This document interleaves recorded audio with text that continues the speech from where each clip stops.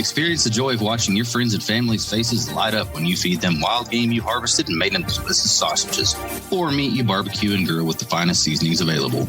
Visit our friends at waltons.com to find everything you need to turn wild game into tasty meat snacks, or spice up your barbecue with new flavors and seasonings. With over 500 seasonings to choose from, there's something that everyone will love. They even have step-by-step videos and how-to articles at Meatgistics to help you go from animal to edible. Use coupon Rangers15 at checkout to save 15% on your first order at waltons.com. Waltons, everything but the meat. No offense, CJ. You look like a possum on chemo. The Ranger Report. Yeah, the Ranger Report. If you want the inside scoop, listen to the Ranger Report. Oh, here we go.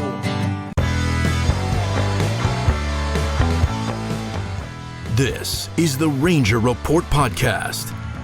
News, insights, predictions, interviews, and information about the Texas Rangers from the major leagues to the minor leagues.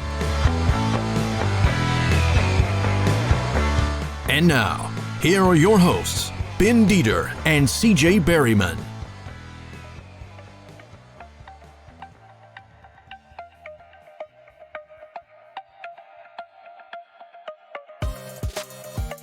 All right, welcome everyone to the Ranger Report podcast. I am Ben Dieter, and today I am joined by Dallas Sports Nation's Kane McCutchen. Kane, how's it going? Pretty good. Good. CJ has the day off today. He is under the weather like I was the other day when he went without me. So anyway, here we are. But so Kane, you were there yesterday on that just exciting game, right? Yeah, so fun. I noticed you tweeted about someone come get you or take your place during the game yesterday. I was looking for someone, but unfortunately it didn't happen, and I had to stick it out. But it was a rough one. Yeah, I mean, those happen. I mean, and you know, they split the series with the White Sox, which the White Sox are a really good team, so I'll take that. And then, of course, we need to talk about the first ever major league start of Cole Ragans and Bubba Thomposn on the same day. But let's start with Ragans. I mean, how impressed were you with how he pitched in his first major league start? Yeah, I mean, I thought he was good, especially that matchup too, him being throwing from the left side. That's not a great matchup with that White Sox lineup, but I mean, I thought it came right at him. He was able to throw a lot of pitches. I think he threw how many pitches? It was like, I know it was in the 90s, wasn't it? Yeah, it was in the 90s. Yeah, I mean, he threw a lot of pitches, and he looked good. He was coming right at people, and they needed something like that. And I think too that was like a ripple effect, like you saw it with how Ragans pitched, and then the next day, Otto went out there, the next day Dunning, and Spencer Howard obviously wasn't great yesterday, but it was kind of like a ripple effect, and he was really good. Yeah, he really was. And, for me, it was kind of cool because I went to Frisco Media Day and covered him there.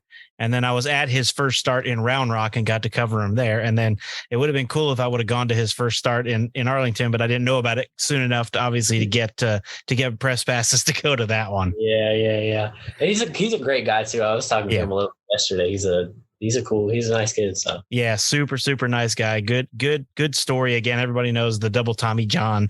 He was in rehab for 2 years, which is like really difficult to come out of and do what he's doing right now. But him and then Bubba, of course, who stole 2 bases already since he's been in the majors and is, his bat will come around, but defensively, he's already had some web gems. I mean, I'm glad that he's finally getting his shot at the major league level. Yeah, I mean, if you look at, they needed an outfielder. He was obviously the next candidate to come up. And I mean, the thing too, like, okay, his bat's not there yet, but he's still impacting the game. With that. If you go on Rangers Twitter, anytime he does something, it's speed, Bubba Thompson.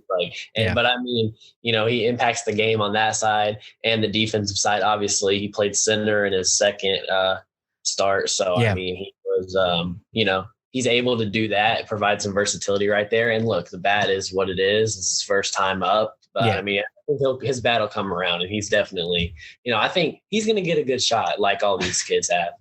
Yeah, I believe that these guys are coming up for the remainder of the season. I don't think anyone at this point is being called up for a spot start or anything like that. I think Ragans will be here. Bubba will be here.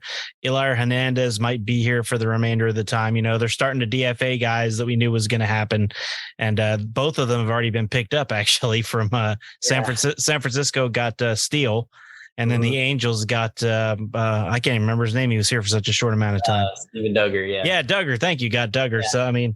Those happened while we were there yesterday, while I was there, actually. Yeah, a lot went down pre-game yesterday. Yeah, I had my headphones in and they were making announcements. I was like, what? They're doing stuff. And then, but yeah. So, I mean, look, I mean, that had to be done. Those guys had to go. And I mean, I'm glad they're getting another shot.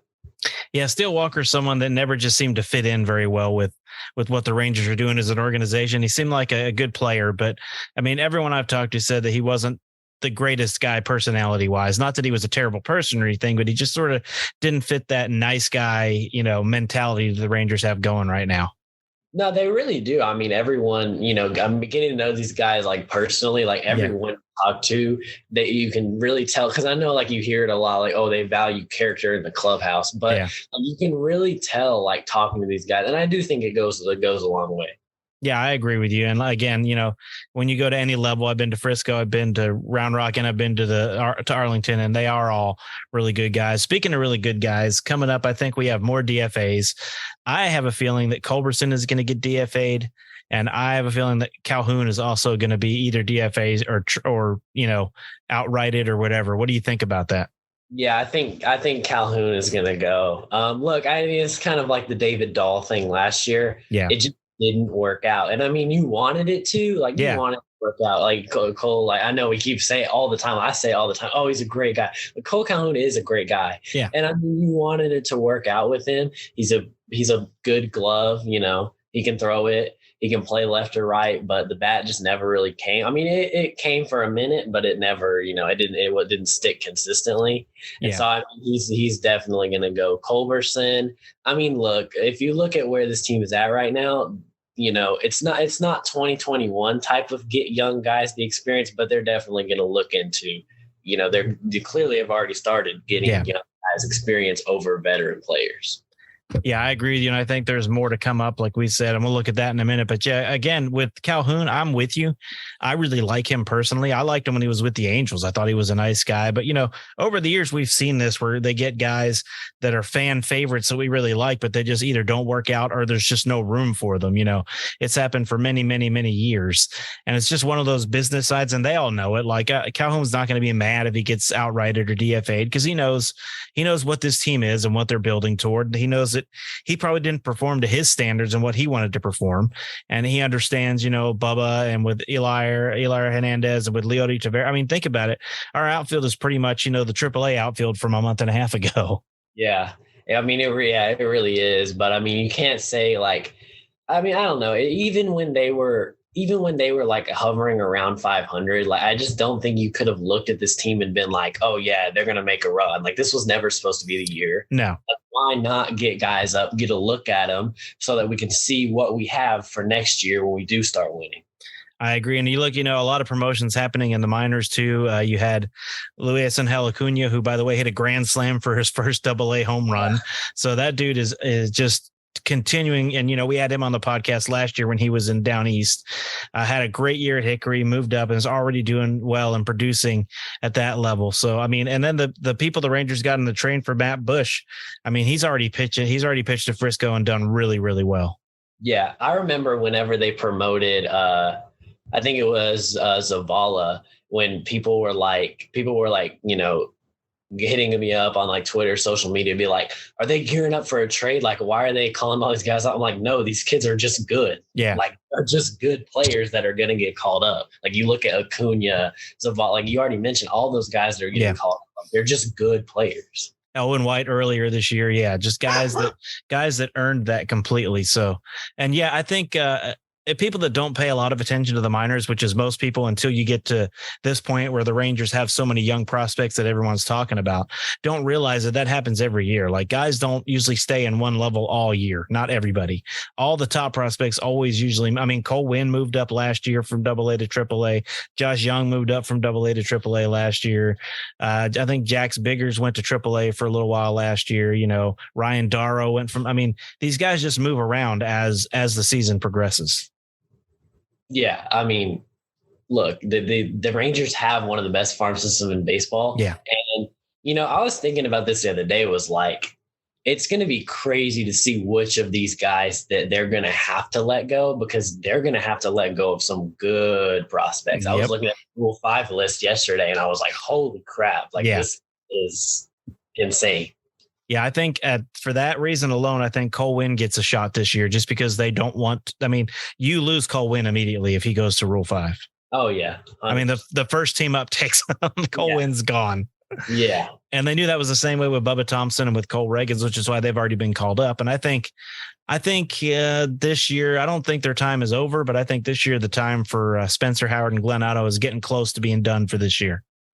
Yeah, it's I don't know. I did have hope for Howard. Like, I'm like, the stuff is there. And Woody's like reiterated that it's like the stuff is there. Yeah. But one thing he said yesterday too was like, look, like you got to be consistent or you can't pitch at this level. And like, obviously everyone knows that, but it's like Spencer Howard has gotten consistent opportunities and he hasn't always been consistent. Yeah. So like, he's not going to get many more opportunities, if any. No, I mean, one of our favorites on this show, Taylor Hearn, of course, got sent down and then is doing the bullpen thing now. He just was not. And Woody says the same thing about him. He's got the stuff and he has looked a lot better coming out of the bullpen than he looked as a starter.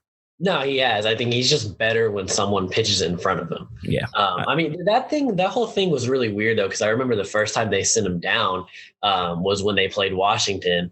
And it was like after that game that Adolis walked him off. And I remember I was like there one of those games and he told us that they wanted him to be a starter. Yeah. And then weeks later, they wanted to be a reliever, which I always thought that he would be better out of the bullpen.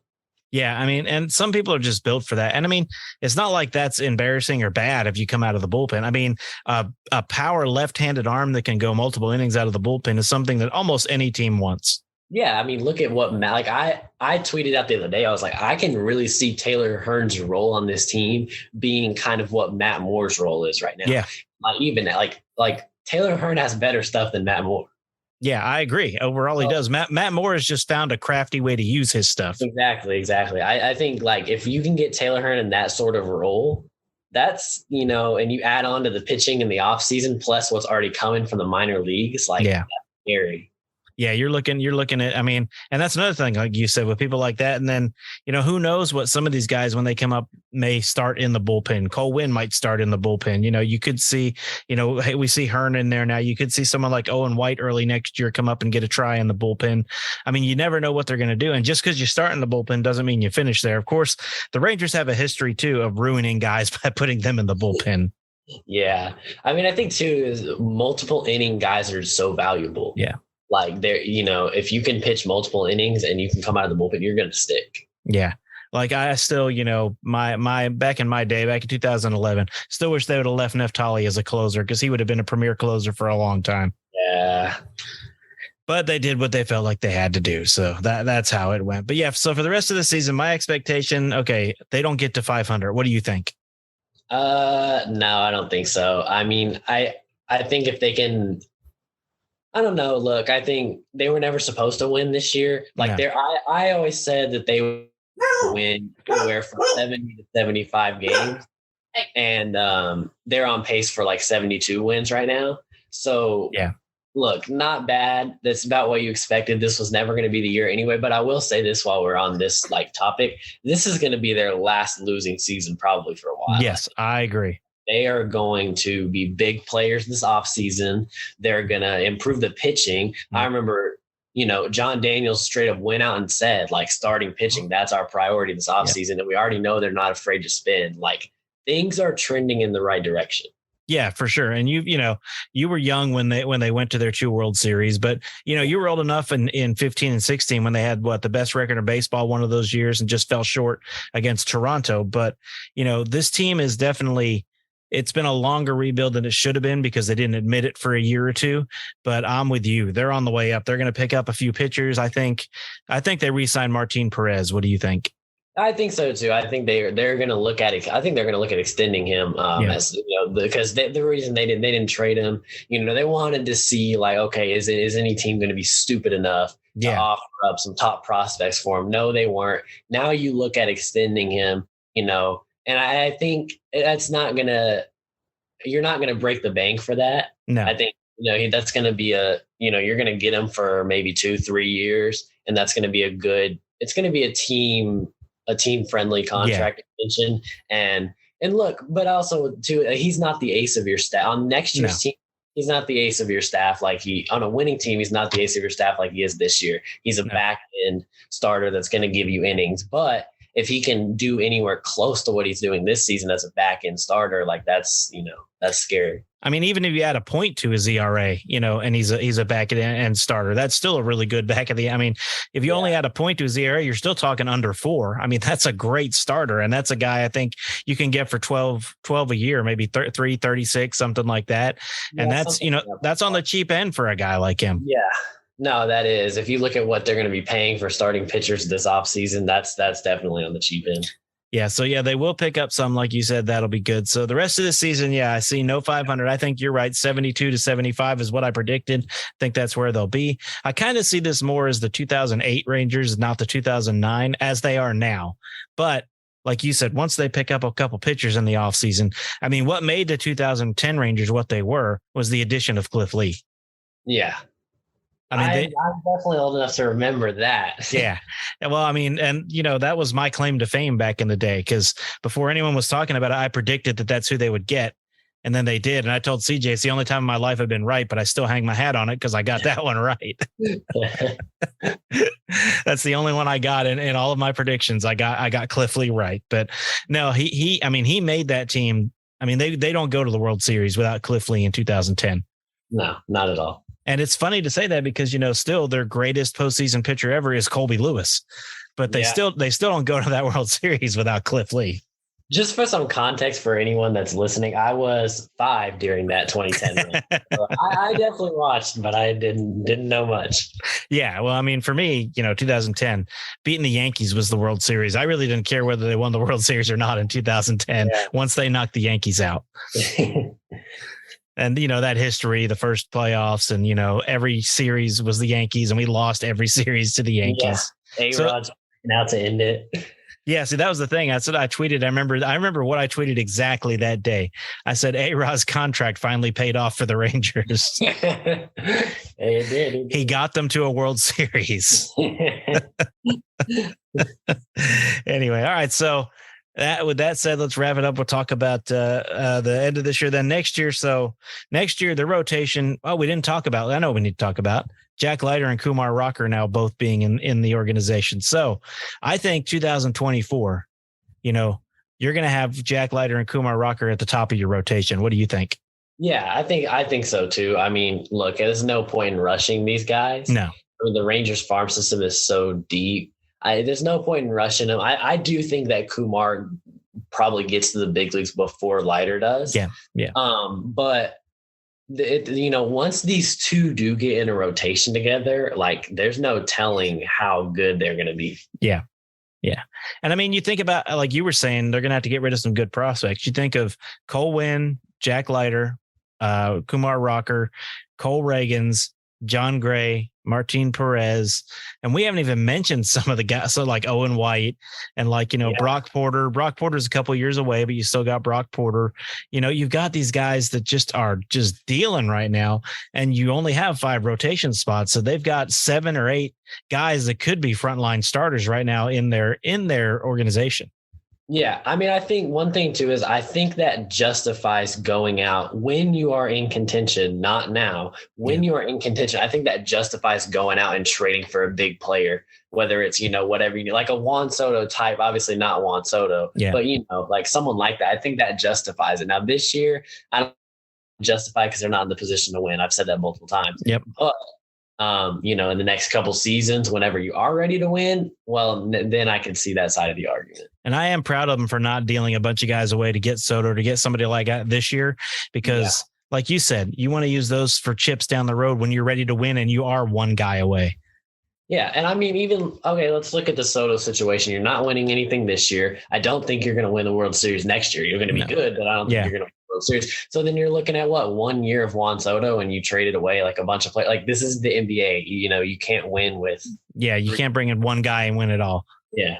I mean, again, they're doing it the right way. They're building from within. This is exactly what Houston did before they won their World Series. And now have been on that crazy run where they've been in, is it 5 or 6 ALCSs in a row? They've been in. I mean, I know I know for a lot of fans, like even me, like I am as diehard of a fan there is. Like I'm the one that celebrates the most in the press box whenever something happens. Yeah. And it is frustrating to sit there and, you sit here and they're continually losing, but you got to think now they're finally getting the right steps. Like you mentioned earlier, before they committed to the rebuild and now it's on the upswing. Yeah. And I'll admit, there are nights that I turn on Frisco or Round Rock instead of Texas when I turn it on and I look at the score and I'm like, you know what? I could watch some minor league baseball tonight. Yeah. There are nights that yesterday was one of those nights for me. Yeah. But unfortunately you were there. So yeah, I was there, but I did have a laptop. I was watching other stuff. And there are some nights where I'm also doing basketball now. So there are some nights where I'm glad I'm doing that. That's right. And you're covering the Wings instead of covering the Rangers. So